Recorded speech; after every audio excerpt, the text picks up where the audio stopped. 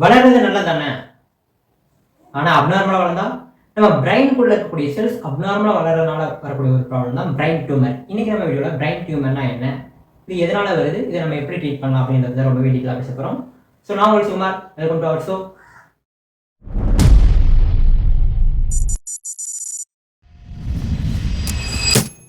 World brain tumour day 8th ஜூனை நம்ம world brain tumour டே அப்படின்னு சொல்லுவோம்.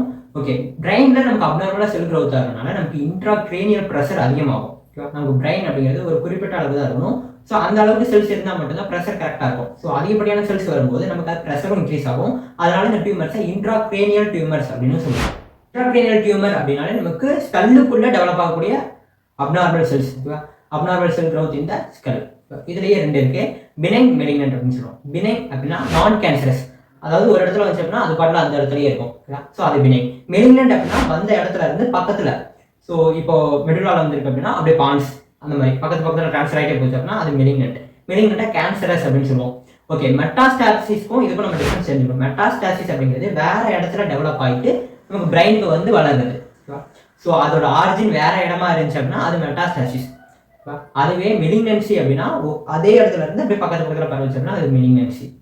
இந்த எல்லா டைப்பான பிரெயின் டியூமர்ஸுமே நமக்கு வருது. ஓகே, இந்தியாவில் பார்த்தோம்னா ஒரு இயருக்கு 1 மில்லியன் கேசஸ் பிரெயின் டியூமர் அப்படின்னு வராங்க. அதில் மோஸ்ட்டாக 20% சில்ட்ரன் தான். ஸோ அவங்களுக்கு பிரெயின் கேன்சர் சின்ன வயசுலேயே வந்துடுது.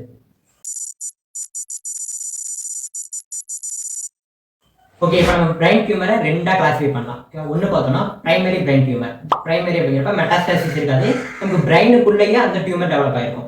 அதுவே செகண்டரி அப்படிங்கிறப்ப வேற பார்ட்டில் டெவலப் ஆகிட்டு மெட்டாஸ்டாசிஸ் மூலம் பிரெயினுக்குள்ள வந்து இங்கே டெவலப் ஆகிட்டு இருக்கும். ஓகேவா? ஸோ மெட்டாஸ்டாசிஸ் வந்துச்சு அப்படின்னா அது secondary brain tumour, primary brain tumour. இப்போ பிரைமரியிலேயே 3 கிளாசிஃபிகேஷன் இருக்கு, 3 டைப்ஸ்.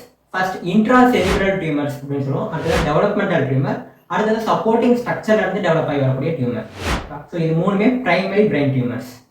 இந்த இன்ட்ரா செரிப்ரல் டியூமர்ஸை நம்ம கிளியோமாஸ் அப்படின்னு சொல்லுவோம். கிளியல் செல்ஸ்ல இருந்து டெவலப் ஆகி வரக்கூடியதான் இந்த இன்ட்ரா செரிப்ரல் டியூமர்ஸ். இதில் ஒன்று பார்த்தோம்னா ஆஸ்ட்ரோசைட்ஸ் அப்படின்னு ஒரு கிளியல் செல்ஸ் இருக்கா. ஸோ ஆஸ்ட்ரோசைட்டோமா, ஒலிகோடென்ட்ரோசைட்டோமா, கிளியோபிளாஸ்டோமா, மெடுலோபிளாஸ்டோமா, எப்பெண்டைமோமா, இந்த மாதிரியான டியூமர்ஸ் எல்லாமே இன்ட்ரா செரிப்ரல் டியூமர்ஸ். இது எல்லாமே கிளியோமாஸ் அப்படின்னு சொல்லுவோம். ஓகேவா? ஸோ அது ஒவ்வொன்றும் அந்த செல்ஸ்ல இருந்து டெவலப் ஆகிடும். இப்போ ஆஸ்ட்ரோசைட்டோமா அப்படின்னா ஆஸ்ட்ரோசைட்ஸ்ல இருந்து டெவலப் ஆகும். ஒலிகோடென்ட்ரோசைட்டோமா அப்படின்னா ஒலிகோடென்ட்ரோசைட்ஸ்ல இருந்து டெவலப் ஆகிடும். ஸோ அந்த நேமை வச்சு அது எந்த செல்ல இருந்து டெவலப் ஆகி வர டியூமர் அப்படின்னு நம்ம கண்டுபிடிச்சிடலாம்.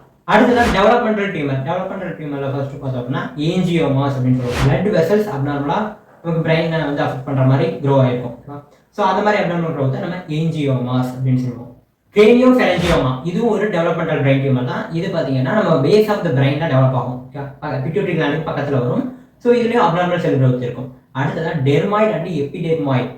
ஸோ இது பார்த்தோன்னா டெர்மாய்டு பார்த்தீங்கன்னா ஒரு சாக்லைட் ஸ்ட்ரக்சர் இருக்கும், அதுக்குள்ள தேவையில்லாத செல்ஸ் எல்லாம் க்ரோ ஆகும். ஓகேவா?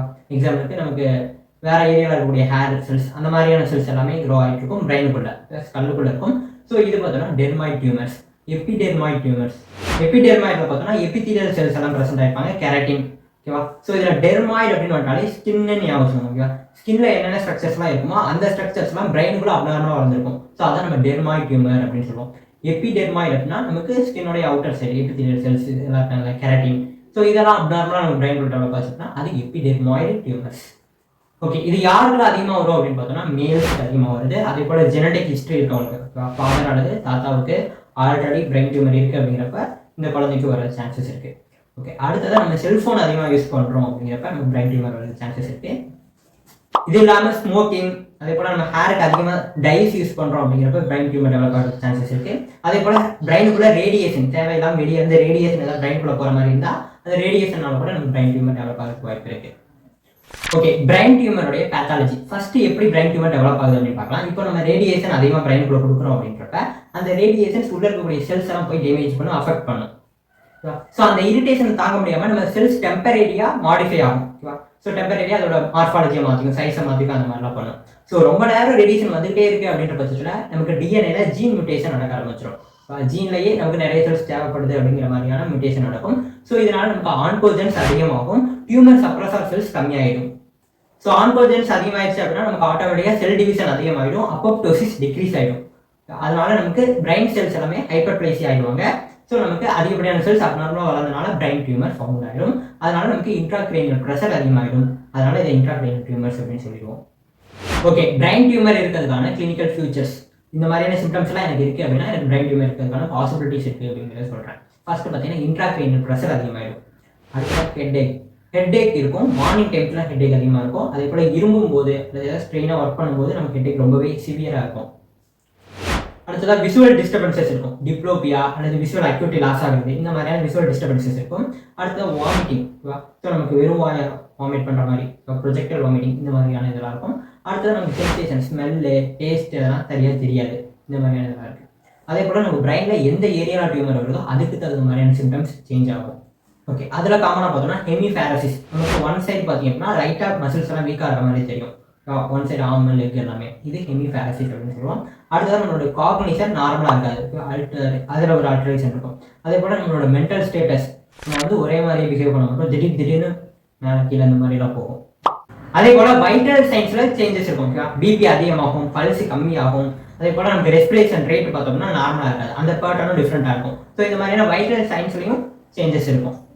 ஓகே, அடுத்ததான் நம்ம பிரைன் டியூமர் எந்த இடத்துல வருதோ அதை பொறுத்து நம்ம பிரிக்கும். ஓகேவா, ஃப்ராண்டல் லோப்ல வந்துச்சுன்னா frontal tumour, parietal tumour, occipital tumour, இந்த மாதிரி எந்த ஏரியாவில் வருதோ அதுக்கு தகுந்த மாதிரி பிரிக்கும்.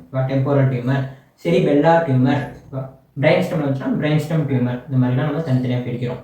எந்த லோப்ல டியூமர் வருதோ அதை பொறுத்து நமக்கு சிம்டம்ஸ் சேஞ்ச் ஆகும். எக்ஸாம்பிளுக்கு ஃப்ராண்டல் லோப் அப்படின்னா நமக்கு மெமரி கம்மியாகும், விஷன் ப்ராப்ளம்ஸ் வரும். அதே போல் நம்முடைய மென்டல் கெப்பாசிட்டி கம்மியாகும். அதே போல் நமக்கு ஜட்ஜ்மெண்ட் இதெல்லாம் பண்ணுறதுக்கு கொஞ்சம் இம்பேக்டாக இருக்கும். ஸோ ஃப்ராண்டல் லோப்ல நடக்கக்கூடிய ஃபங்க்ஷன்ஸ் எல்லாம் கம்மியாகும். அதே போல் பெரிட்டல் லோப் அப்படின்னா பெரிட்டல் லோப்ல நடக்கக்கூடிய ஃபங்க்ஷன்ஸ், ஸ்பீச்சு, நம்ம ரைட் பண்ணுறது, அதே போல் மெமரி டிஸ்டர்பன்சஸ் இதெல்லாம் இருக்கும். அது போல் டிப்ரெஷன், இந்த மாதிரியானதெல்லாம் பெரிட்டல் லோபுக்கு வரும். அடுத்தது டெம்போரல் லோப்ல இருக்குது அப்படின்றப்ப நமக்கு ஆடிட்டரி ஹாலுசினேஷன், இல்லாத ஒரு வாய்ஸ் இருக்க மாதிரி தெரியும். ஓகேவா, ஸோ ஆடிட்டரி ஹாலுசினேஷன்ஸ் இருக்கும். அடுத்ததாக நமக்கு ஆக்சிபிட்டல் லோப் அப்படிங்கிறப்ப விஷுவல் ஹாலுசினேஷன்ஸ் இருக்கும், அல்லது விஷுவல் ப்ராப்ளம் இருக்கும், அல்லது விஷுவல் லாஸே கூட இருக்கலாம். ஸோ அதே போல தான் ஆடிட்டரியும். ஸோ எல்லாத்துக்குமே சிம்டம்ஸ் வந்து தான் டியூமர் காட்டும் அப்படின்றதுல சம்டைம்ஸ் சிம்டம்ஸ் இல்லாமல் நமக்கு காதெல்லாம் தெளிவாக இருக்கும், ஆனாலும் நம்ம டெம்பரல் சைடு வரதுக்கு பாசிபிலிட்டிஸ் இருக்கு.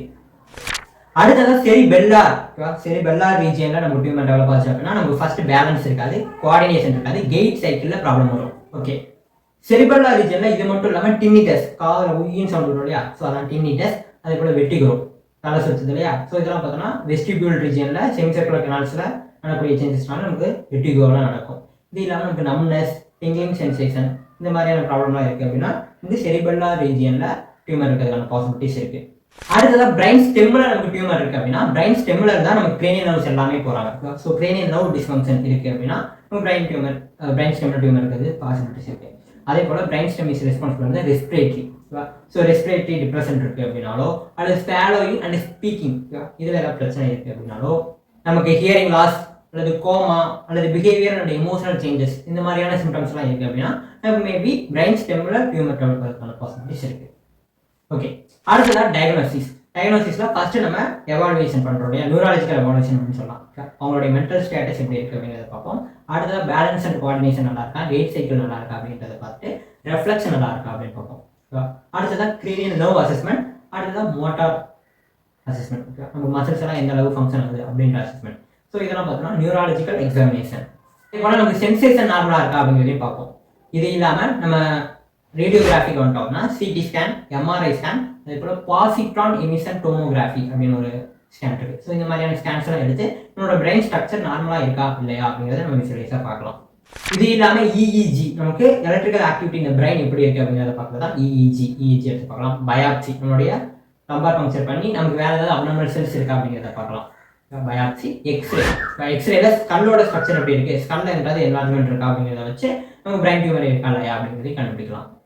இந்த பிரைன் டியூமரை நம்ம எப்படி ரிமூவ் பண்ணலாம் அப்படின்னா ஃபர்ஸ்ட் அதோட ப்ராக்ரஸை ஸ்டாப் பண்ணுறதுக்காக மெடிகேஷன் கொடுப்பாங்க. ஸோ அது பினைனாக இருந்துச்சு அப்படின்னா ஒரு பிரச்சனை இல்லை, அது மெடிகேஷன் கொடுத்து அதை கொஞ்சமாக குறைக்க முயற்சி பண்ணலாம். ஸோ அப்படி இல்லை அப்படிங்கிறப்ப நம்ம என்ன பண்ணோம்னா கிரேனியோடோமி பண்ணுவோம். கிரேனியோடோமி அப்படின்னா நம்மளோட ஸ்கல்ல ஒரு குறிப்பிட்ட ஸ்ட்ரக்சரை அழகாக எடுத்துட்டு அந்த டியூமரை அப்படியே அழகாக தூக்கிட்டு மறுபடியும் அதை வச்சு சூசைட் பண்ணிடுவோம். ஸோ இதுதான் கிரேனியோடோமி அப்படின்னு சொல்லுவோம். ஸோ இதில் பார்த்தீங்கன்னா நமக்கு அப்படியே பிளர்டு ஹோல் அப்படின்னு சொல்லுவோம். ஸோ ரொம்ப அழிச்சு போட்டோம்னா பிரெயின் டேமேஜ் வராமல் நம்ம எல்லாத்தையும் ஹேண்டில் பண்ணணும். ஸோ இதை யார் பண்ணுவாங்க அப்படின்னு பார்த்தோம்னா நியூரோ சர்ஜன் தான் பண்ணுவாங்க. அடுத்ததான் நம்ம எல்லா டியூமர்ஸ்க்கும் பண்ணுற மாதிரி ரேடியேஷன் தெரப்பி, நமக்கு பிரெயினுக்கு குறிப்பாக பார்த்தோம்னா ஸ்டிரியோடாக்டிக் ரேடியேஷன் தெரப்பி அப்படின்னு சொல்லுவோம். இதில் பார்த்தோம்னா பீம் ஆஃப் ரேடியேஷன், நமக்கு எந்த பார்ட் ஆஃப் பிரெயினில் பார்த்தீங்கன்னா டியூமர் இருக்கோ அந்த பார்ட்டை வந்து எம்ஆர்ஐல டயக்னோஸ் பண்ணிட்டு கரெக்டாக அந்த பார்ட்டில் நமக்கு ரெஃப்ளெக்ட் ஆகி எல்லா ரேஸும் அங்கே போகிற மாதிரி கொடுத்து அந்த ரேடியேஷன் மூலமாக அந்த டியூமரை ரிமூவ் பண்ணுறதுக்கு பார்ப்பாங்க. அடுத்ததாக கீமோதெரப்பி, நம்ம கெமிக்கல் சப்ஸ்டன்ஸை யூஸ் பண்ணி அந்த பிரைன் டியூமரை குறைக்கிறது. அடுத்ததாக டிரான்ஸ்பீனாய்டல் மைக்ரோ சர்ஜரி அப்படின்னு சொல்லுவோம். இதில் பார்த்தோம்னா மொத்த ஸ்கல்லையும் ஓப்பன் பண்ண மாட்டோம். ஸோ நம்ம மைக்ரோ சர்ஜரி பண்ணி நம்ம டியூமரை ரிமூவ் பண்ணுறது தான் டிரான்ஸ்பீனாய்டல் மைக்ரோ சர்ஜரி. ஸோ இந்த மைக்ரோ சர்ஜரியில் என்ன பண்ணுவாங்கன்னா நம்மளுடைய நேசல் கேவிட்டி மூலமாக ஸ்பினாய்ட் சைனஸை போய் ரீச் பண்ணுவாங்க. ஸ்பினாய்ட் சைனஸ்ல இருந்து பிட்யூட்டரி வரைக்கும் போய் ரீச் பண்ண முடியும். ஸோ அங்கே இருக்கக்கூடிய டியூமர்ஸ் எல்லாத்தையும் பார்த்தோம்னா எண்டோஸ்கோப் மூலமாக ரிமூவ் பண்ண முடியும். ஸோ இதுதான் மைக்ரோ சர்ஜரி அப்படின்றது. அடுத்ததாக ஸ்டண்ட். இப்போ நமக்கு பிரைனில் எங்கேயாவது ஃப்ளூட தேவையில்லாமல் இருக்குது அப்படிங்கிறப்ப ஸ்டண்ட்டை வச்சு அந்த ஃப்ளூடை ட்ரெயின் பண்ணலாம். ஸோ அது பார்த்தீங்கன்னா நமக்கு பிரைனில் இருந்து ரைட் ஏட்ரியம் கொண்டு போகலாம் அல்லது பெரிட்டோனியம் கொண்டு போகலாம். பெரிட்டோனியம் அப்படிங்கிறது அப்டாமினல் ஏரியா. ஓகேவா? ஸோ இந்த மாதிரிலாம் பண்ணலாம். இது இல்லாமல் நமக்கு சிம்டம்ஸ் காட்டும் இல்லையா? இப்போ எக்ஸாம்பிள் ஸ்வெல் ஆகுது அப்படிங்கிறப்ப ஸ்டீராய்ட்ஸ் கொடுக்கலாம். அதே போல் ஜீசர் இருக்குது அப்படிங்கிறப்ப நம்ம ஆன்டி கன்வர்ஷன் ட்ரக்ஸ் கொடுக்கலாம். சிம்டம்ஸ்க்கு தகுந்த மாதிரியான ட்ரக்ஸ் கொடுத்து அந்த சிம்டம்ஸை கம்மி பண்ணலாம். ஓகே, இந்த டியூமரை ட்ரீட் பண்ணதுக்கப்புறம் எங்கே வருவாங்க அப்படின்னா physical therapy, speech therapy, occupational therapy. ஓகேவா? ஸோ அவங்களுடைய நார்மல் லைஃப்பை ரீஹாபிலிட் பண்ணணும் இல்லையா? ஸோ அதுக்காக இந்த மாதிரியான தெரப்பிஸ்லாம் ரிமூவ் பண்ணுவாங்க. ஓகே, உங்களுக்கு டியூமர் வரக்கூடாது அப்படின்னு நினச்சிங்க அப்படின்னா நீங்கள் எதாவது ரேடியேஷன் எக்ஸ்போஸ் ஆகுறீங்க அப்படிங்கிற பட்சத்தில் உங்கள் ஃபோன்லேயே ஏகப்பட்ட ரேடியேஷன்ஸ் எக்ஸ்போஸ் ஆகிட்டு இருக்கு. ஸோ ஃபோனை பக்கத்தில் வச்சுட்டுவாங்க. ஓகேவா? ஸோ ஃபோனில் இருக்கக்கூடிய ரேடியேஷன் கண்டினியூஸாக நம்ம பிரைன்குள்ளே போயிட்டு இருக்கும்போது it may cause brain tumour, brain cancer வரதுக்கு பாசிபிலிட்டிஸ் இருக்குது. அதே போல் உங்கள் குழந்தைங்க பக்கத்தில் ஃபோன் வச்சுருக்கீங்க அப்படின்னா அந்த ஃபோனை எடுத்து தூரமாக வச்சுட்டு நீங்கள் தூங்கலாம். ஓகே, இன்றைக்கி நம்ம வீடியோவில் பிரைன் கேன்சர் அப்படின்னா என்ன அப்படின்னு ரொம்பவே டீட்டெயிலாக வச்சுருக்கோம். ஓகே, இந்த வீடியோ உங்களுக்கு இன்ஃபர்மேட்டிவாக இருந்திருக்கும் அப்படின்னு நம்புகிறேன். தேங்க்ஸ் ஃபார் வாட்சிங். டாடா.